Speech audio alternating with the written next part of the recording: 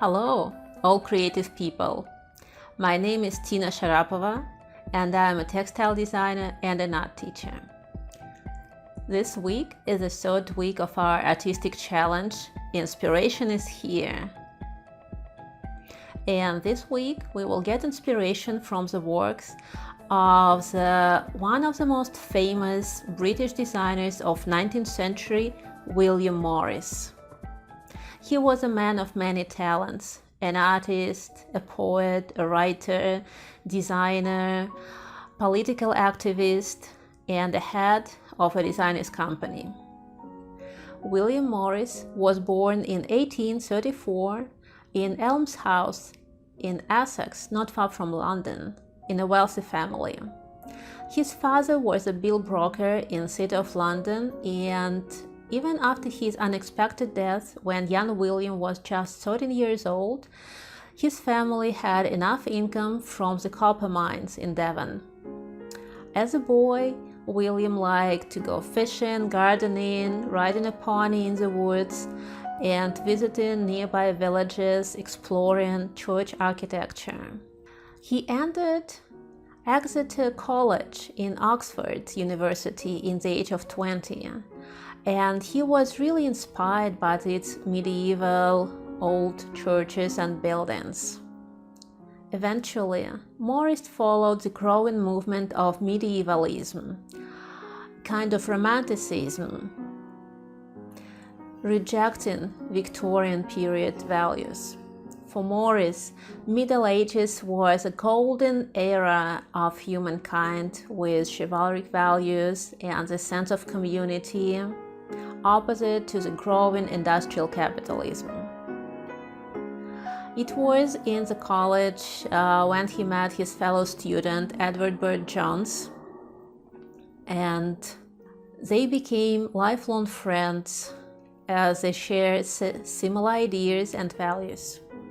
Two friends traveled around England and France during the vacations, exploring medieval architecture and culture, and by graduating the college, they both decided to dedicate their life to art. Morrissü's family wasn't very happy about it, because they expected Morrissü to follow his father's financial path. But Morrissü began an apprenticeship with George Edmund Street, an architect who worked mostly in neo-Gothic style. And eventually he moved to London, to his London's office to work on the architecture drawing. His friend Burne-Jones also moved to London to be an apprentice for Dante Gabriel Rossetti, one of the leading painters of Pre-Raphaelite group. So the friends entered the artistic circle, and that was much more interesting than working on the architecture drawings. So Morrissü decided to be a painter with Dante Gabriel Rossetti's support. There is a pretty interesting TV show called Desperate Romantics, which I highly recommend. This project shows the life of Pre-Raphaelite group of artists and poets in London in the end of 19th century. Their hopes, their expectations, their troubles, broken hearts, and artistic success. Here you will know why it might be dangerous to pose for the artist if he is painting Ophelia, or why did an art critic John Ruskin preferred Greek goddess statues to his real wife. But let's get back to Morrissü. When he was 25, he met a girl from the working class family, Jane Burden, and he was so inspired by her beauty, so he invited her to model for him, and he created a couple of portraits. But unfortunately, not only Morrissü was inspired by her, his friend Dante Gabriel Rossetti also invited her to model for him, and there were rumors that these two, they got pretty close. Morris was in love with Jane, and they got married soon. And after a couple of years in London, Morris decided to buy a house that will be big enough for his family, because now he had 2 daughters. And also it can be a workshop, because he was still drawn to this idea of medieval guild of like-minded people living and working together. So he bought a red house in Kent that was big enough. And he invited his friends to decorate it. They created furniture, wall panel decorations, murals, embroidered wall hangings. That house was really special. Soon after buying a house, Morris founded a decorative arts company that produces stained glass and home textile. He followed the ideas of handwork, using traditional methods and natural dyes instead of aniline dyes that were toxic. He used the principles of arts and crafts movement to be involved not only in the design of the piece, but also in manufacturing it, as the factory process lacked attention to details, and factory workers lived in terrible conditions. And that led Morris to become a social activist, but that's a completely different story. And here was his most successful project as a designer. He designed stained glass panels, embroidery panels, and he taught himself to embroider in medieval style. His wife and sister-in-law also worked in his studio embroidering. He did wallpaper design, tapestry designs. Morris taught himself to weave tapestries, and for almost a year he woke up at 6 in the morning and spent 2 hours weaving until he felt confident enough to present his work and teach others. The firm, as it was called shortly, produced home textile, furniture, wall panels. They got commissions from royal family to decorate rooms in St. John Palace and other residences. Eventually, Morris developed a big interest in publishing, and he created over 50 books published by Kelmscott Press Company.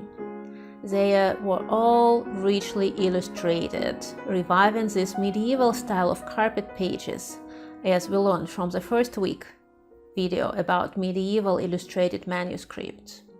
The paper was handmade and all the volumes hand-bound. Morris, Marshall, Faulkner & Co. That was the original name of the company. Eventually it was changed to just Morris & Co. And after Morris' death, his friend and designer Dearl became the art director.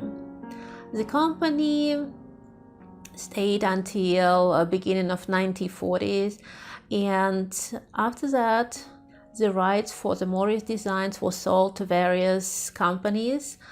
And now Walker Green Bank Textile Company owns the brand name of Morris & Co.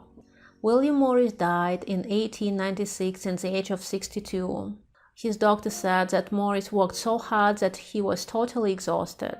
He was very hard-working, running his company, working as a designer, writing poems and articles for his political battles. Wow! It seems that he was such a character, not only an artist, but a prophet of new ideas. And I like that he was so diverse. He was doing textile and books and stained glass. I can relate. Because I like embroidery, I found a very interesting book of embroidery techniques. And also I like knitting, because it's practical and I like knitted sweaters. And I tried digital illustration, it's so cool. I wish I had more time. I know. When you are an artist, a crafter, it's so hard to limit yourself to just one thing. You check someone's Instagram and there are cute dolls there.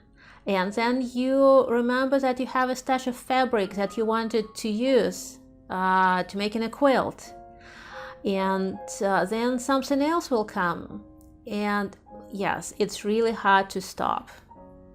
But let's get back to Morris' style. Do you think you can use it in your works? It is so intricate. So many lines and little details. It must be hard to follow. And if I will not copy it, how can I make it by myself? I'm not very good at drawing, really. Is it a secret? How to make these ornaments? Yes. Morris worked mostly with floral design, sometimes adding birds or other animals. And you don't have to copy it. You can just draw it by yourself. And you can do it even if you're not very good in drawing. That is the way to do it. Find a picture of a plant that you like. It will be good to have flowers of various sizes and leaves of various shapes. Print it out and outline the elements you would love to use in black marker.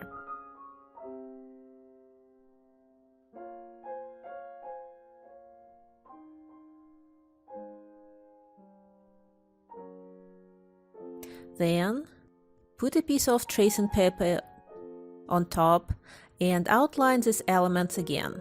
Now it's easy to create a pattern from these flowers and leaves that you outlined. Get another piece of tracing paper, draw a line of symmetry, outline a half of the flower, add smaller flowers on the sides.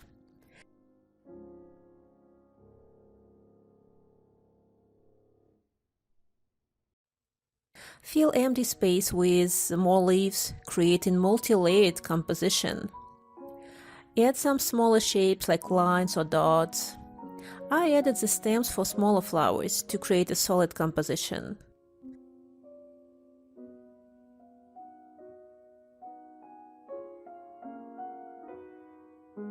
When your half of the pattern is ready, you can fold it in two to outline the second half. Or you can do it digitally in Photoshop.